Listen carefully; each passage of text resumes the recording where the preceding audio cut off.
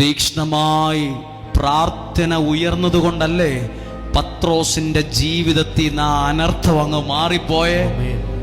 ഇല്ലെങ്കിൽ ഹേരോദോസ് രാജാവ് കഴുത്തെ കത്തി വച്ചേനെ. അത്രയും പ്രാർത്ഥന ഉയർന്നോണ്ടാ ആ കഷ്ടകാലം അങ്ങ് മാറിപ്പോയേ.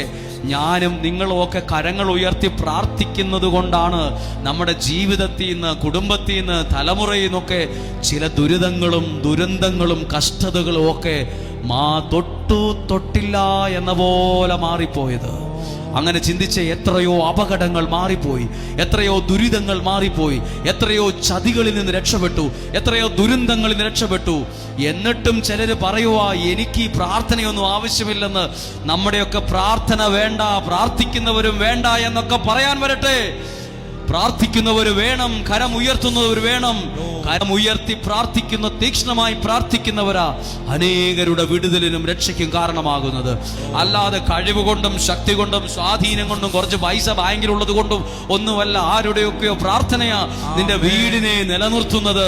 ആരുടെയൊക്കെയോ പ്രാർത്ഥന കൊണ്ടാ നിന്റെ കുഞ്ഞുങ്ങൾക്ക് ദൈവം വഴിയും വാതിലും ഒക്കെ തുറന്നിങ്ങനെ പോകുന്നത്.